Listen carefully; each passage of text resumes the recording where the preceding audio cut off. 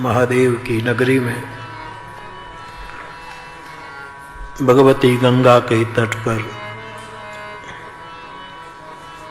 मां अन्नपूर्णा की करुणा दृष्टि से चल रही 9 दिवसीय राम कथा मानस सिंदूर जब 5वें दिन के संवाद में एक कथा प्रवाह प्रवेश कर रहा है, तब पुनः एक बार पतित पावनी भगवती गंगा में मनोमन स्नान करके शिव जी के चरणों में प्रणाम करते हुए, माँ दुर्गा को वंदन करते हुए, हनुमान जी को प्रणाम करते हुए,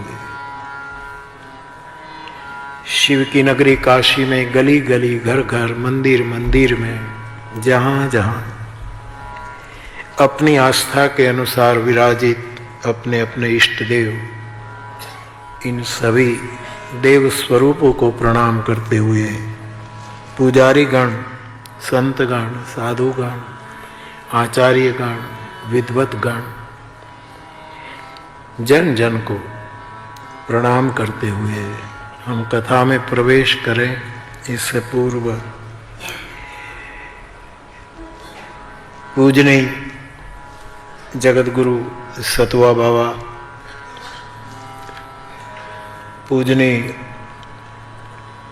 महामंडलेश्वर गोपाल बाबा, पूजनीय राममढ़ी सूरत से पधारे पूज्य मुरदास जी बाबू,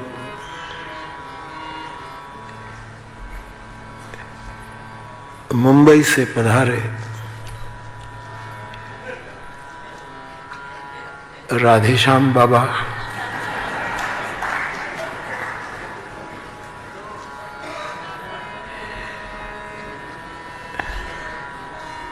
वृंदावन से पधारे पूज्य मोहन बाबा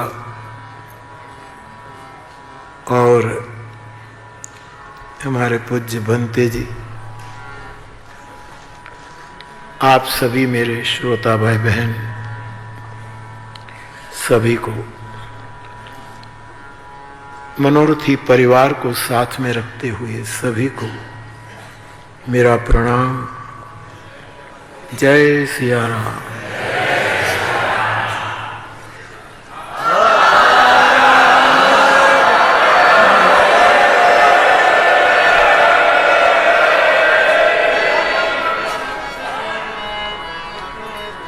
बाप, कुछ जिज्ञासाएं भी हैं, मैं कोशिश करूं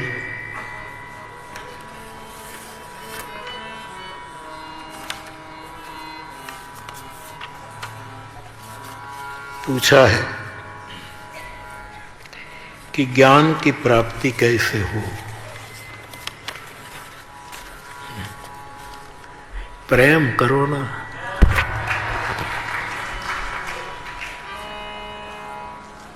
प्रेम से बढ़िया कोई ज्ञान नहीं है। फिर भी ज्ञान की एक महिमा भी तो है। यस, आप पूछे और मैं सब प्रश्नों का जवाब दे सकूं, ऐसी मेरी औकात नहीं है। गुरु कृपा से, संतों के मुख से सुनी बातों से, कभी कोई सदग्रंथ के दर्शन से,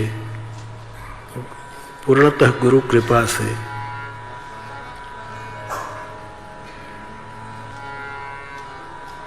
जो कुछ पाया गया, उसको अपनी समझ और समय के अनुसार आपके सामने पेश करूं। ज्ञान की प्राप्ति के रामचरितमानस में 2 उपाय बताए, स्पष्ट रूपेण 2 उपाय। जिसको ज्ञान की भूख है वो ये 2 काम करे।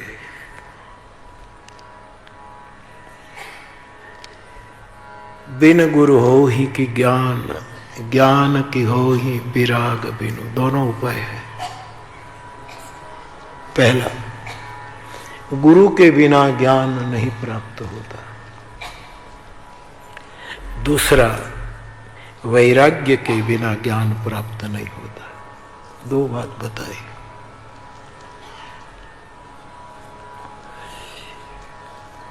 ग्रंथों से भी ज्ञान मिलता है, ऐसा नहीं मिलता ऐसा ना कहे, लेकिन सदग्रंथ की बात हो रही। लेकिन कभी कभी पुस्तक का ज्ञान, हमारे राजेश पूज्यपाद ब्रह्मलीन राजेश रामायणी जी, राजेश्वरानंद जी स्वामी तो कहते हैं पुस्तक का अर्थ विनोद में करते थे। वो पुस्तक का अर्थ करते पुश तक, एक हद तक जो आपको पुश करे उसी का नाम पुस्तक। अनहद तक नहीं ले जा सकता। अनहद तक वेद ले जा सकते हैं, आगम निगम पुराण शास्त्र मानस महाभारत, बाकी पुश कर सकते हैं माहिती तक, एक हद एक सीमा तक।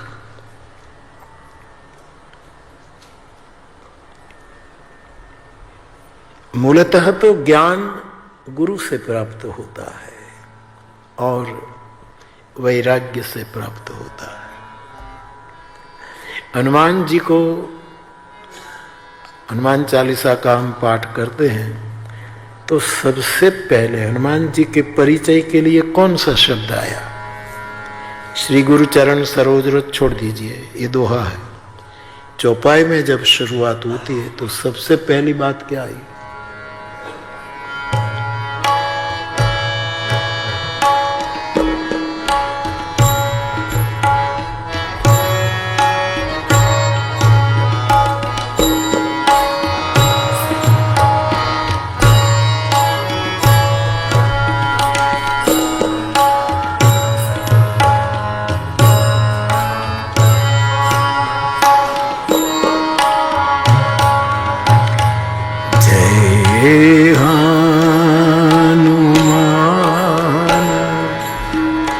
ज्ञान गुण सागर जय कपीस लोक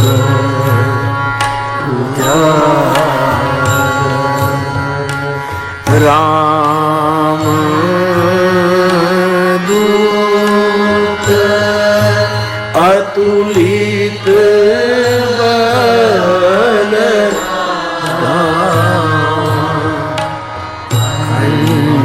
अंजनी पुत्र पवन सुत जय हनुमान ज्ञान गुण सागर जय कपीस तिहुँ लोक उजागर। तो सबसे पहले हनुमान जी महाराज के लिए जो विशेषण वास्तविक रखे गए हैं वो ज्ञान के सागर है, गुण के भी सागर है। ये बंदरों के ईश है, कपीश। ये तीनों लोक को उजागर प्रकाशित करने वाले, अथवा तो तीनों लोक में त्रिभुवन गुरु के रूप में वो उजागर है। ये रामदूत है, आपका बल अतुलित है, अतुलनीय है।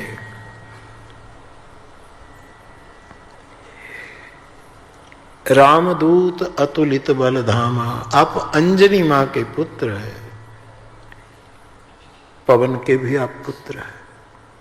तो सबसे पहले हनुमान जी की जब वंदना हनुमान चालीसा में शुरू हुई तो उसको ज्ञान के सागर बताया। और ज्ञान की प्राप्ति फिर एक बार स्मरण में रखे गुरु से होती है और वैराग्य से होती है। यहां दो बात, एक ही प्राप्ति के लिए दो उपाय बताए, ज्ञान से और वैराग से। मेरे दादाजी मुझे अर्थ बताते थे तो कहते कि दो बात इसीलिए है कि गुरु के से ज्ञान की प्राप्ति और वैराग्य से ज्ञान पचेगा, वरना ज्ञान पचेगा नहीं। पचता है वैराग्य से। गुरु देता है ज्ञान, पचा देता है वैराग्य।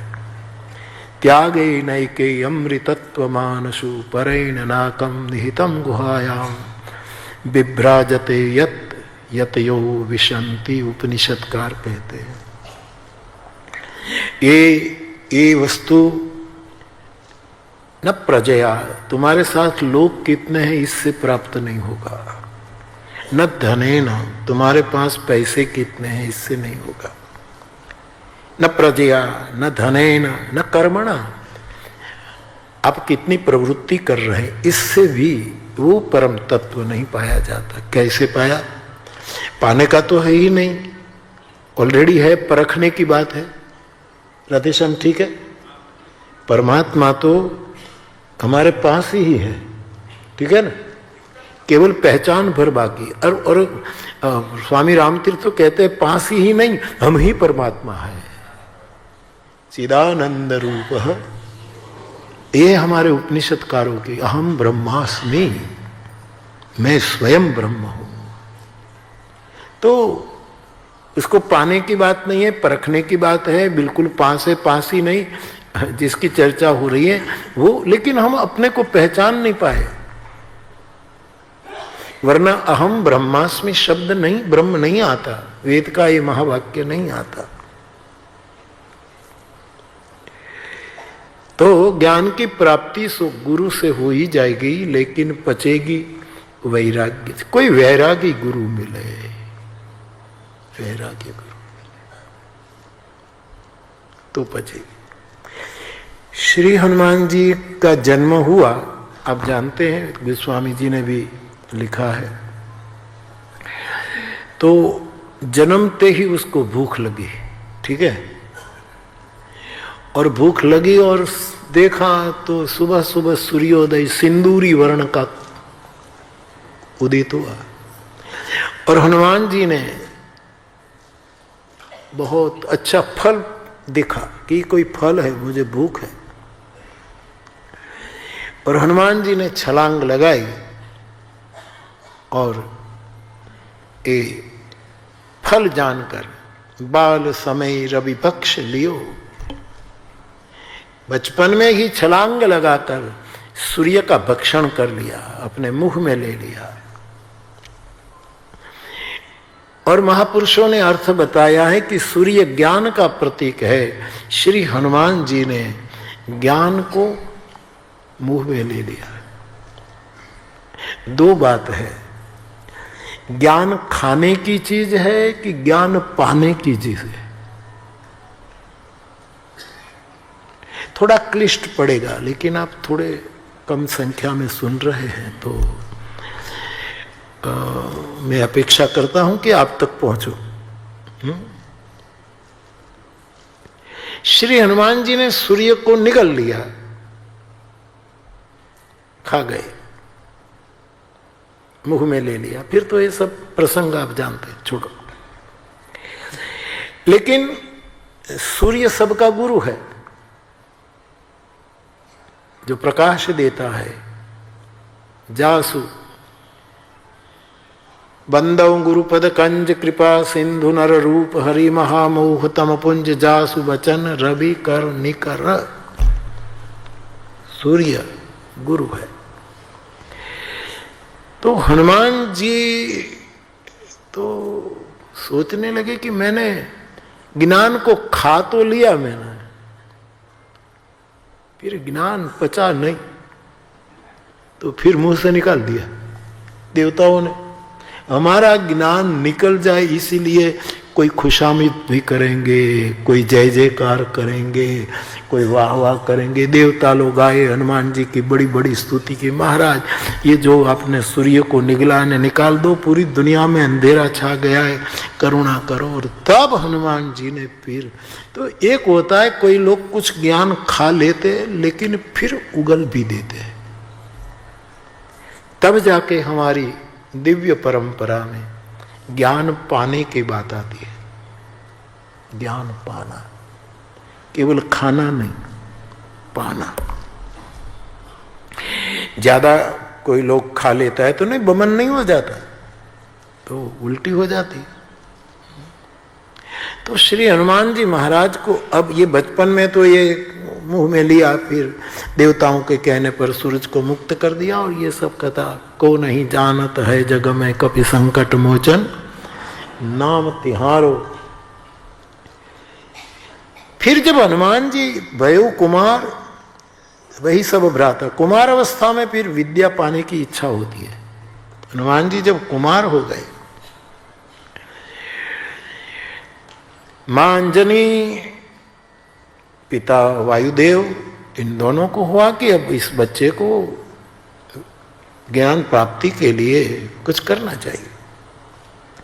तो बोले, जैसे समझदार माँ बाप बच्चों को नहीं पूछते कि आपके कौन लाइन लेनी है, डॉक्टरी, इंजीनियरी, कायदे में जाना है, जो क्या बनना है। समझदार माता पिता को बच्चों को पूछना चाहिए। हाँ, तुम थोपो ना कि तुम्हें डॉक्टर ही बनाना, वो तो बन जाएगा, तुम बीमार हो जाओगे। उसकी भी उसकी आत्मा है, उसकी आवाज को सम्मान दो। किसी भी बात का प्रेशर हिंसा है, दबाव ना करो। उसकी रुचि, ये भी कितने जन्म लेकर आया है, कितनी मां के कोठे में शेक कर आया है, उसमें भी है। कई लोग मेरे पास आते हैं, मेरा बच्चा मानता नहीं, हम कहते हैं उसको वकील बना दे, हमको ये उसको जो बनना है वो बनने दो, सहयोग करो, सपोर्ट करो। और हम कभी कभी धर्म जगत में भी कईयों को दबाव डालते हैं कि तुम यही मंत्र जपो, तुम यही मार्ग लो, तुम यही लो। नहीं, उनको स्वाधीनता प्रदान। तो माता पिता ने सोचा कि हनुमान जी को पूछे बेटे को कि भाई तुम्हारी क्या, तो हनुमान जी ने कहा ज्ञान इनाम अग्रगण्यम, होना है हमको ज्ञान। तो कि तू जन्मते तो ज्ञान को खा गया, लेकिन ये देवताओं ने मेरा ज्ञान बमन कर दिया, मुझे निकालना पड़ा जगत कल्याण के लिए। अब पाना है तो गुरु गृह भेजना चाहिए। तो हनुमान जी ने कहा मेरा पूर्व गुरु तो सूर्य ही है, भले मैंने ज्ञान वो कर दिया, लेकिन मूल गुरु तो सूर्य ही है, तो उसके पास पाने के लिए मुझे भेजो। और श्री हनुमान जी को सूर्य के पास भेजे। सूर्य जी गति कर रहे थे। सूर्य तो गति नहीं करता, पृथ्वी घूमती है, इसीलिए ये सब दिखता है जो। तो श्री हनुमान जी महाराज गुरु से ज्ञान पाने के लिए सूर्य के पास आए। सूर्य ने देखा, चलते चलते देखा, अरे आ छोकरा ने क्या जोયેલો છે, इस बालक को कहीं देखा। और फिर निकट आते पाया कि यही है, तो जन्मते ही मुझे खा गया था वो, ये आदमी है। पहचान गए, आप हनुमान? गुरुजी हाँ। अच्छा, तो फिर से भूख लगी? नहीं।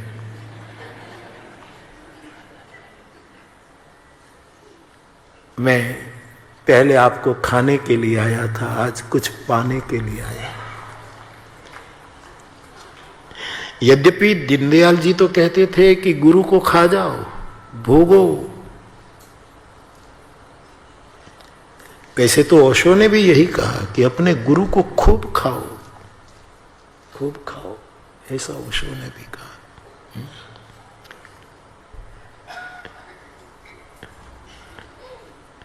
गुरु को पाना एक और अवस्था का नाम है, दोनों ठीक है।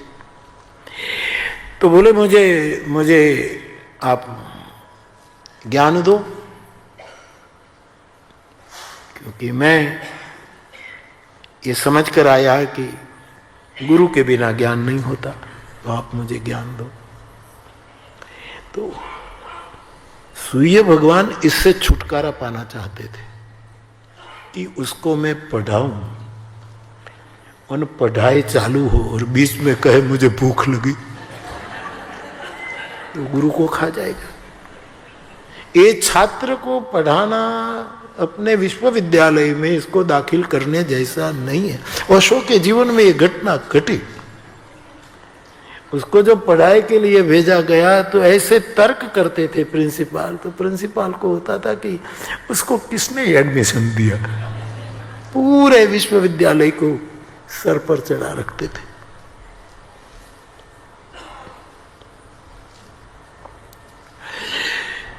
तो तुम्हें बीच में भूख लगे और तू मुझे खा ले तो? बोले ऐसा नहीं, मुझे ज्ञान की भूख लगी है, अब पाना है। तो सही में मैं आपसे जो, ये तो थोड़ा मैं अपने ढंग से प्रस्तुति है, लेकिन सही में बात यह है कि सूर्य भगवान हनुमान जी से दूर रहना चाहते थे कि इसका कोई ठिकाना नहीं, ये बड़ा लड़ाकू छात्र है, नॉटी बॉय है। तो उसको, तो सूर्य भगवान ने क्या कहा, भाई मैं तो निरंतर चलता रहता हूं।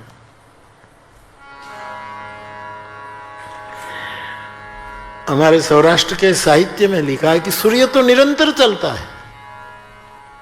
आभना था भला रोज यू भार है, वायु नो बीजणो रोज हाले, आउदय ने स्तना दोरडायु परे नट बन रोज रविराज माले।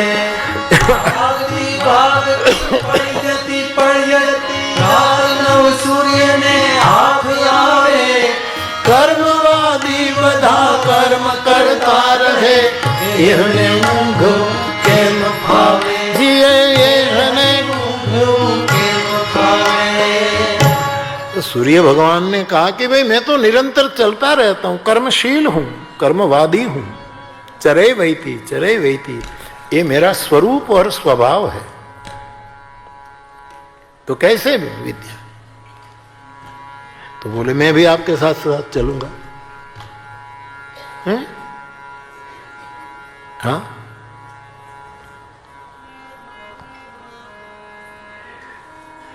लेकिन विद्या प्राप्त करने के लिए साथ साथ नहीं चला जाता। तो आप जो नियम बताओ, सन्मुख बैठना पड़ता है, तो सन्मुख रहूंगा। आप चलते हैं, मैं उल्टे पैर पीछे पीछे आपके समय। सूर्य ने मत्था फोड़ा कि अभी से गुरु से उल्टा चल रहा है, उसको ज्ञान मिलने के बाद वो क्या करेगा। तो सूर्य भी तर्क देने लगे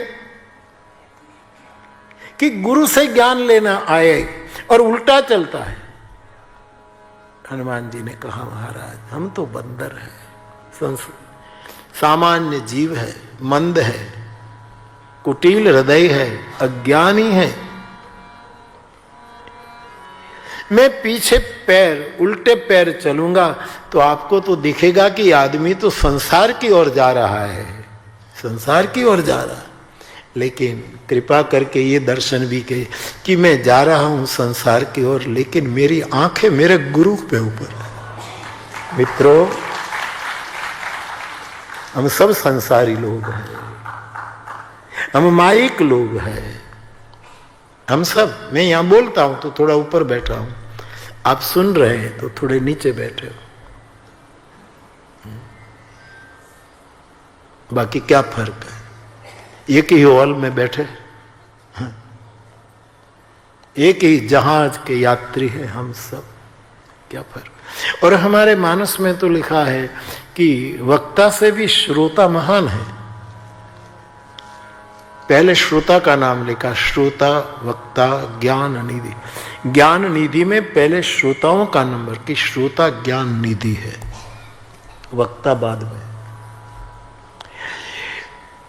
और ज्ञान निधि है, इसलिए पहले आप आ जाते हैं, हम बाद में आते हैं। कोई आध घंटा, कोई पौन घंटा, कोई 1 घंटा, कोई 1.5 घंटा। आप ज्ञान निधि, आपको विवेक है, क्योंकि आगे बैठना है। ये आलोचना के रूप में नहीं कह रहा, मुझे अच्छा लगता है। वक्ता किसी श्रोता को देखकर बोलेगा ना तो वक्ता भी निराश होगा। याद रख के वक्ता जगत, क्योंकि राधे श्याम वक्ता बोले तब श्रोता के गुण वाला कोई श्रोता मिल जाए कि श्रोता सुमति मतिवंद कोई श्रोता मिल जाए, श्रोता सुमति सुशील शीलवंत श्रोता मिल जाए, रसवंत श्रोता मिल जाए, रसिक मिल जाए, श्रोता सुमति सुशील सुचि शौच एकदम शुचिता से वंत श्रोता मिल जाए, और जिसमें दास्य भाव हो दास्यवंत श्रोता मिल जाए। ऐसे श्रोता के सामने देखकर वक्ता बोलेगा और कथा सुने, 3 दिन सुने, 5 दिन सुने, 1 दिन सुने, 1 घंटा, फिर चला जाए और वही वक्ता का लक्ष्य होगा, तो वक्ता भी थोड़ा मंद हो जाएगा कि मेरा श्रोता चला गया जो अधिक है। इसलिए तुलसीदास जी ने क्या निर्णय किया कि लोगों को श्रोता नहीं बनाया, अपने मन को ही श्रोता बनाया। और मन हमको छोड़कर कहाँ जाएगा साहब, मन कहाँ जाएगा, मन का। इसलिए राम भज सुनु सठ मना, श्री रामचंद्र कृपालु भज मन। और स्वयं गोस्वामी जी कहते हैं, मैं इसलिए कथा कह रहा हूं, मोरे मन प्रबोध जही होई, मेरे मन को बोध हो, मेरे मन को मैं श्रोता बनूं। 2 को ही श्रोता बनाया, हम सबको नहीं बनाया, क्योंकि तुलसी को पता है कि श्रोता के जो लक्षण है, ऐसा श्रोता यदि उसको लक्ष्य में लगकर कोई बोलता है तो जाने के बाद लगेगा कि अब कौन ठीक से सुनेगा, कितना पी रहा, ये स्वाभाविक है। इसलिए वक्ता बोलते बोलते थके ना, उदास न हो, निराश न हो, कथा जमे नहीं, ऐसे से इस विधा से बचना है तो हर वक्ता को अपने मन को ही संबोधन करना चाहिए, या फिर साधुओं को संबोधन करना चाहिए। कबीर साहब ने बहुत बड़ा काम किया, सुनो मेरे साधु, सुनो मेरे साधु, सुनो मेरे साधु। ये बहुत प्रेरणादायी हम वक्ताओं के लिए।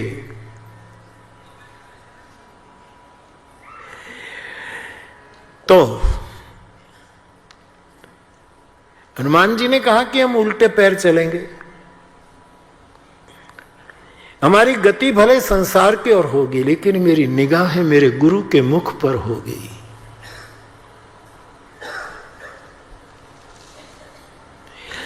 शायद कबीर साहब ने कहा कि गुरु मुख चंद्रमा शिष्य चकोर,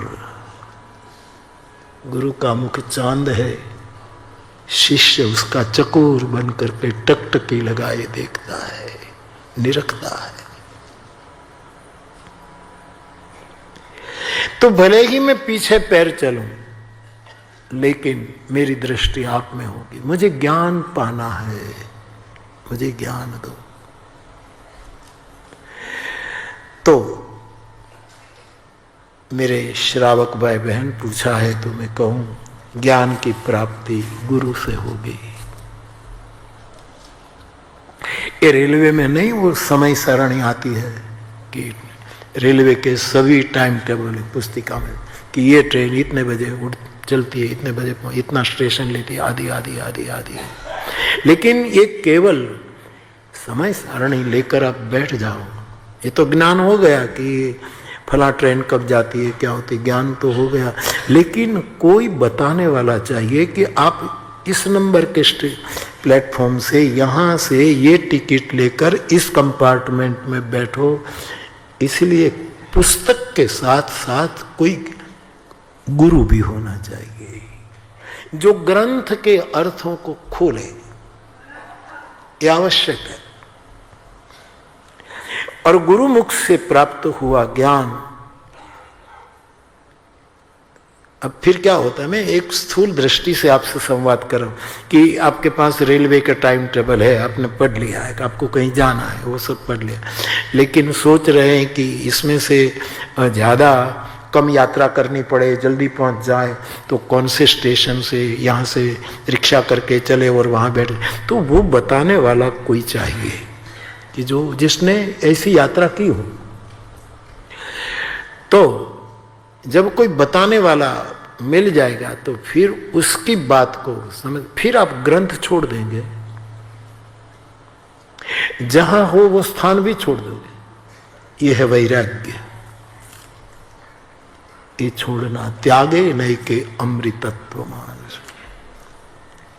जगत गुरु शंकराचार्य भगवान कहते हैं जब जान जाओगे तब ये भी ठीक नहीं, ऐसा आप बताते हैं। तो ज्ञान गुरु से प्राप्त होता है, वैराग्य से पचता है। ज्ञान आए और हम में त्याग ना आए तो क्या? त्याग आना चाहिए। इसलिए अमृत की प्राप्ति के लिए उपनिषदों ने कहा त्यागे नहीं के अमृतत्व मानसो। अमृत बे प्रकार का, एक अपमान का गरल जिसको कहते हैं, और एक प्रशंसा मृत। कबीर साहब के शब्दों का भाषांतर कर रहा हूं। प्रशंसा, आपकी कोई वाह वाह करे, वाह वाह करे, प्रशंसा अच्छी लगती है ना, ओ हमारी वाह वाह हो गई, जरा हौसला बढ़ता है। राज भैया कहता है ना, जरा एक बार और तालियां बजा दो पहले, जरा जरा तो हौसला बढ़ जाए। शोभित तो चिल्लाता है, अच्छी बात है, दाद देनी चाहिए, हौसला बढ़ेगा। लेकिन केवल प्रशंसा का अमृत जो पीत लेता है वो अमर नहीं हो सकता अमृत होते हुए, और निंदा का जहर पी लेता है वो शाश्वत हो जाता है जहर होते हुए भी।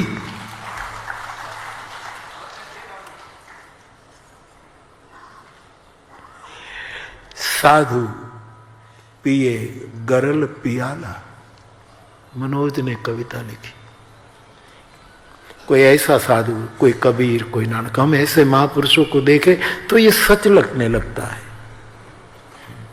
नानक देव को देखे, ठाकुर रामकृष्ण को देखे, जो बुद्ध पुरुष हमारे यहाँ आए, इतने इतने महापुरुष, उनको जब देखे, तुलसी को देखे, मैं और आप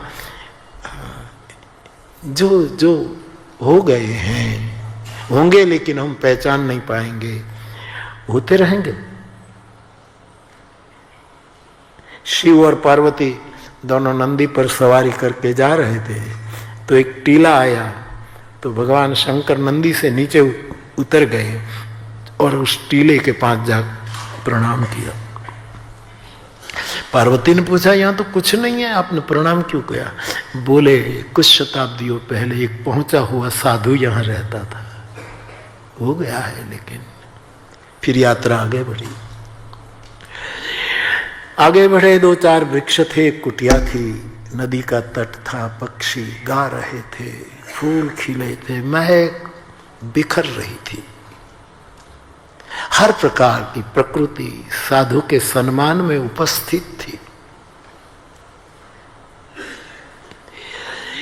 वहां से नंदी पर सवार भगवान भोलेनाथ गुजरे, तो शिवजी ने नंदी को रोका और वहां फिर नीचे उतर गए।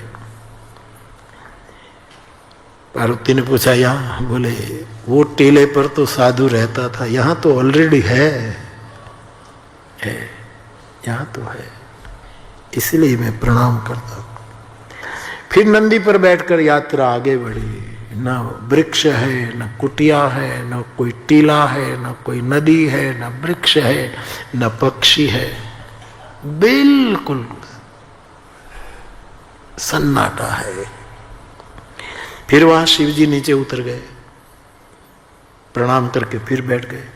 पार्वती ने पूछे यहाँ कि? बोले यहाँ कोई साधु आने वाला, कोई आने वाला। ये दुनिया वांझ नहीं है बाप, हमारे पास आंख नहीं है, ये वांझ नहीं है। हमारे संत वाणी में लिखा है, एना गढ़ नारा ने परखो, आ कोणे बनाव्यो हमर चरखो।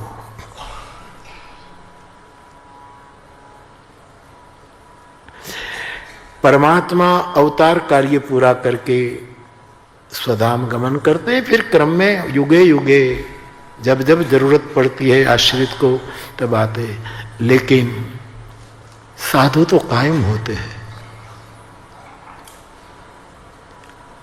बस परख भर बाकी, पहचान भर बाकी होती है। तो ज्ञान पचेगा, ज्ञान मिलेगा गुरु से, पचेगा वह कोई वैरागी साधु, कोई वैरागी साधु।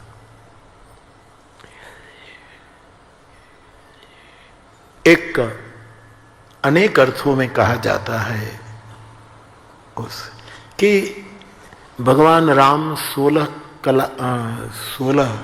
शील के अवतार है, 16 शील के अवतार। मैंने आपसे बताया भगवान कृष्ण 16 कला के अवतार, 16 कला है, पूर्णावतार कहते हैं। भगवान शिव यद्यपि सकल कला गुण धाम है, लेकिन 16 प्रकार के रस के केंद्र है शिव। भगवती दुर्गा 16 प्रकार की ऊर्जाओं का तरंग है, ऊर्जामयी दीप्ति शक्ति है, प्रकाशित विश्व को दिखने वाली, बिल्कुल दीप्त उजागर। श्री हनुमान जी महाराज वैसे शंकरावतार है, श्री हनुमान जी महाराज में 16 प्रकार की विद्या है। विद्यावान गुणी अति चातुर। हमारी मां जानकी, देखो मैं इसलिए इस बिंदु को छू रहा हूं कि भगवान राम ने जानकी की मांग में सिंदूर पूरा, तो सिंदूर पूरने वाला, देने वाला भी 16 शील से युक्त है, और जिसकी मांग में सिंदूर भरा वो पराम्बा 16 प्रकार की सात्विकी ऊर्जाओं का केंद्र है। भगवान शिव ने पार्वती की मांग में सिंदूर दान किया, तो शिव 16 रस के केंद्र है।